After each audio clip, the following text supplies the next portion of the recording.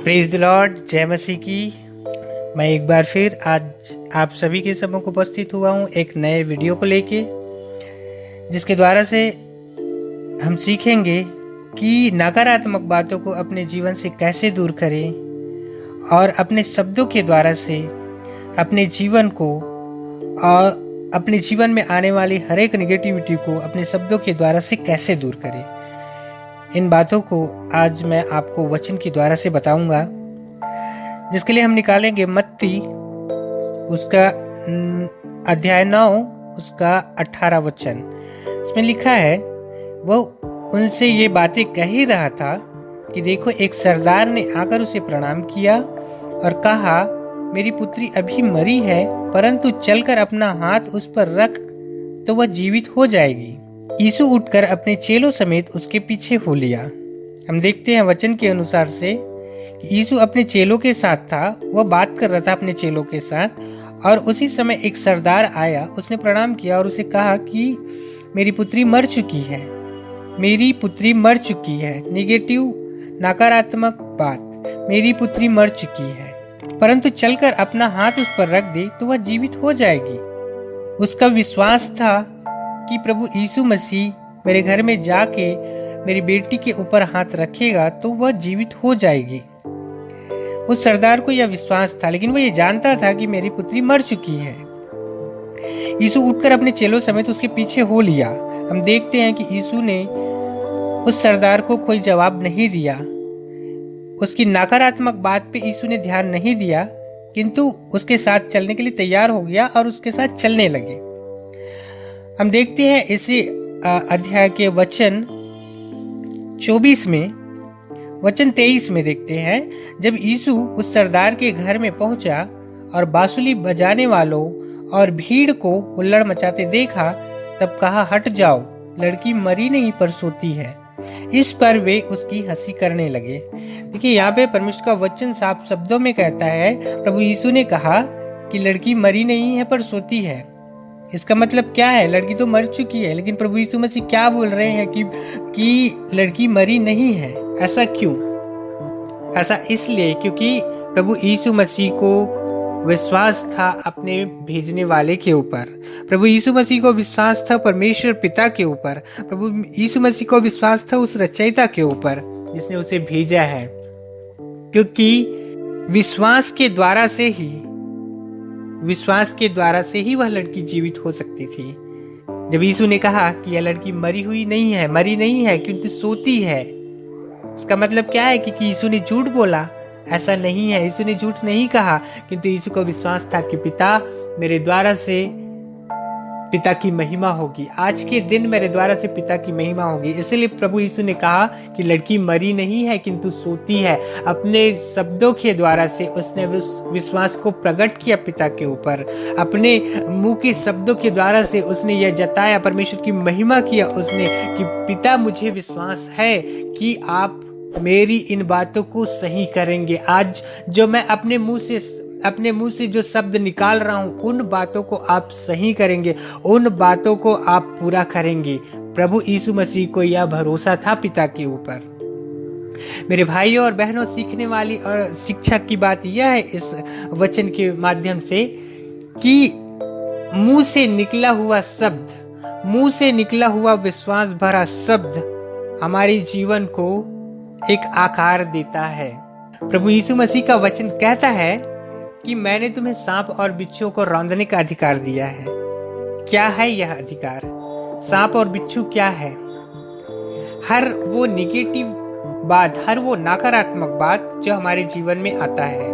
मैं अगर बोलूं कि अगर किसी के घर में पति पत्नी के बीच में लड़ाइयाँ हैं, बच्चे अनाज्ञाकारी हैं, घर में जितने लोग हैं हमेशा बीमार रहते हैं, हमेशा तकलीफों में रहते हैं, घर में हमेशा कमी और घटी रहती है, उस समय एक विश्वासी होने के नाते आप अपने मुंह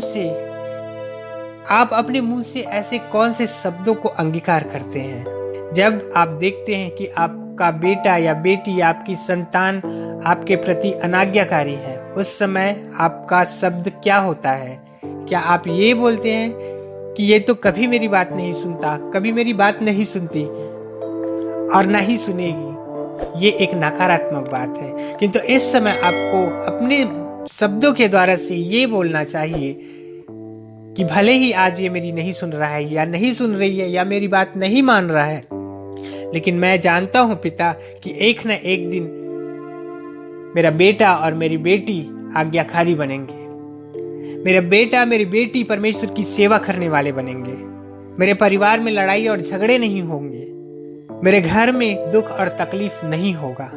परिस्थितियां भले ही विपरीत है, किंतु परमेश्वर सदा हमारे साथ है। इसलिए हम ये बोल सकते हैं कि प्रभु अगर हमारे साथ है तो आज भले ही विपरीत परिस्थिति हो, लेकिन इन परिस्थितियों से निकालने वाला परमेश्वर हमारे साथ है और वो हमें इन परिस्थितियों से निकाल सकता है। ये बोलने के बजाय, नकारात्मक बातों को अपने जुबान से, अपने मुंह से निकालने के बजाय हम सकारात्मक बातों को, परमेश्वर के प्रति विश्वास को प्रकट कर सकते हैं। प्रभु यीशु मसीह ने यह दृष्टांत दिखाने का अर्थ ही है कि जो हम अपने मुंह से, अपने शब्दों के द्वारा से बोलते हैं, विश्वास के द्वारा से बोलते हैं, वह परमेश्वर पिता हमारे जीवन में अवश्य ही पूरा करता है। परमेश्वर ने हमें अधिकार दिया है सांप और बिच्छुओं को रौंदने का। सांप और बिच्छू क्या है? जीवन में आने वाली हर एक समस्या है, जीवन में आने वाली हर एक कठिनाइयां, हर एक परेशानियां, ये सारी सांप और बिच्छुए हैं। घर परिवार में आने वाले क्लेश, घर परिवार में आने वाले दुख, तकलीफ, कमी, घटी, ये सारी सांप और बिच्छुए हैं, जिस पे परमेश्वर ने हमें अधिकार दिया। हम ये बोल के कि परमेश्वर हमारे साथ है, भले ही आज परिस्थिति हमारे विपरीत है, लेकिन ये परिस्थिति परमेश्वर बदल सकता है। ये अगर विश्वास आपके जीवन में है, आपके मन में है, तभी परमेश्वर आपके जीवन में कार्य करेगा। परमेश्वर से सब कुछ संभव है, परमेश्वर सब कुछ कर सकता है, लेकिन वो रुका हुआ क्यों है आपके जीवन में? आपके जीवन में कार्य क्यों नहीं हो पा रहा है? आपके जीवन में प्रार्थनाओं का उत्तर क्यों नहीं मिल पा रहा है?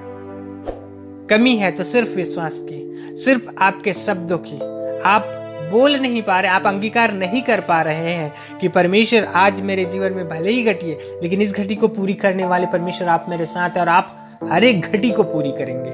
मेरे घर में भले ही 4 लोग बीमार है, लेकिन पिता मैं जानता हूं कि आपने लहू बहाया है मेरे रोगों के लिए, मेरे परिवार के रोगों के लिए आपने लहू बहाया है, ताकि मेरे घर के लोग स्वस्थ रहे, चंगा रहे। ये बोलने की जरूरत है। आज भले ही मेरा बेटा, मेरी बेटी अनाज्ञाकारी है, लेकिन पिता मैं जानता हूं कि आप उन्हें बदलने वाले हैं। आप उन्हें बदलने वाले हैं और आपके द्वारा से मेरा घर परिवार, मेरा रिश्ता नाता, हर एक चीज मजबूत होने वाला है। जब हम अपने शब्दों के द्वारा से इन सारी बातों को अंगीकार करते कि पिता आप हमारे साथ हैं, पिता आप हमारे साथ हैं और आपके द्वारा से हर चीज संभव है, उस समय परमेश्वर हमारे जीवन में कार्य करता है। चाहे परिस्थितियां कितनी भी विपरीत हो, चाहे वचन कहता है मैं चाहे घोर अंधकार की तराई से क्यों ना गुजरूं, पिता मेरे साथ है, तो फिर मुझे डर किस बात का है? प्रार्थनाओं का उत्तर, प्रार्थनाओं का जवाब क्यों नहीं मिल पाता है? इसलिए कि विश्वास की घटी है, विश्वास की कमी है, इसलिए नहीं मिल पाता है। परमेश्वर के प्रति विश्वास ही नहीं है और हम कहते हैं कि हम विश्वासी हैं, तो फिर किस बात के विश्वासी? विश्वास ही नहीं है और हम अपने आप को विश्वासी बोलते हैं, तो फिर विश्वासी किस बात के? किस बात का है विश्वास? हमें वचन पे विश्वास कीजिए। परमेश्वर ने कहा है, परमेश्वर ने कहा है, परमेश्वर ने कहा है। वचन अपने मुंह के द्वारा से, अपने शब्दों के द्वारा से वचन निकालिए। परमेश्वर ने कहा है मत डर, मैं तेरे साथ हूं, तो फिर डरने की क्या जरूरत है? जब जिंदगी में परेशानियां आती हैं, जब जीवन में परेशानियां, कमी घटी आती है, तो उस समय डरने की क्या आवश्यकता है? जो परमेश्वर ने कहा है मत डर, मैं तेरे साथ हूं। जब क्लेश आता है तो आनंद और शांति कहाँ जाता है? जबकि प्रभु यीशु ने कहा है कि मैं अपना आनंद, मैं अपनी शांति तुम्हें दिए जाता हूं। जब जीवन में क्लेश आया, जब सारी चिंताओं ने घेर लिया है, कहाँ गया आनंद, कहाँ गया शांति, कहाँ गया विश्वास? आपका वचन के प्रति विश्वास है? उस क्षण अपने मुंह के द्वारा से आपको ये बोलने की आवश्यकता है कि प्रभु जी आपने मुझे अपनी आनंद और अपनी शांति से भरा है। मैं धन्यवाद करता हूँ पिता कि मेरा आनंद और मेरी शांति कोई चुराने नहीं पाएगा। संसार का धन और दौलत, पैसा, जायदाद तो लोग चोरी कर लेंगे, लेकिन परमेश्वर का दिया हुआ आनंद कौन चुरा सकता है? अगर आपके जीवन से आनंद और शांति कोई चुरा सकता है और आप उसे चुराने देते हैं, तो फिर आपने प्रभु यीशु का आनंद अभी तक नहीं लिया है। आपके जीवन में वो आनंद, वो शांति अभी तक नहीं आ पाया है। इस वचन का, इस दृष्टांत का यह तात्पर्य है कि अपने मुंह के द्वारा से, अपने शब्दों के द्वारा से, विश्वास के द्वारा से परमेश्वर की महिमा कीजिए। तब परमेश्वर आपके जीवन में वही कार्य करेगा जो आप अपने शब्दों के द्वारा से बोलेंगे, आप अपने मुंह के द्वारा से निकालेंगे।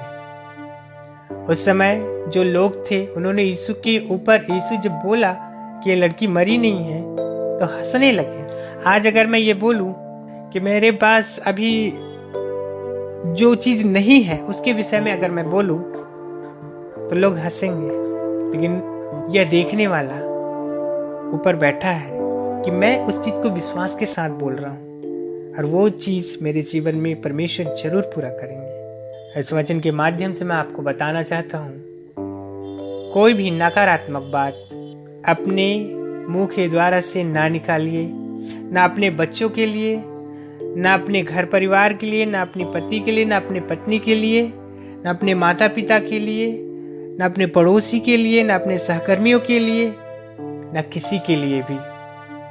हम देखते हैं कि अन्य जातियों के परिवार में जब एकमात्र विश्वासी होता है और वह अपने परिवार में देखता है कि सारे लोग उसके अपोजिट हैं, उसके विरुद्ध हैं, तो उसके मन में ये आता है कि ये लोग तो ऐसे ही हैं, मूर्ति पूजक हैं, शराब पी रहे हैं, गंदे गंदे काम कर रहे हैं, ये कर रहे हैं, वो कर रहे हैं, ये लोग ऐसे ही रहेंगे, कभी नहीं सुधर सकते। तो भाई आप तो बोल ही रहे हो कि लोग ऐसे ही रहेंगे, नहीं सुधर सकते हैं, तो आपको तो विश्वास ही नहीं है परमेश्वर के ऊपर, तो उन लोग सुधरेंगे कैसे? जबकि वचन कहता है परमेश्वर का कि अगर तू विश्वास करेगा तो तेरा घराना उद्धार पाएगा। इसलिए अगर आप अपने घर में एकमात्र विश्वासी हैं तो हर रोज ये अंगीकार कीजिए कि प्रभु जी आपने मुझे चुना है ताकि मेरे द्वारा से मेरा पूरा घराना उद्धार पाए। पिता आपने मुझे चुना है ताकि मेरे द्वारा से मेरे सारे सहकर्मी उद्धार पाए। पिता आपने मुझे चुना है ताकि मेरे द्वारा से मैं जिस एरिया में रहता हूँ, जिस शहर में रहता हूँ, उस शहर के लोग उद्धार पाए। ये आपको अंगीकार करने की जरूरत है।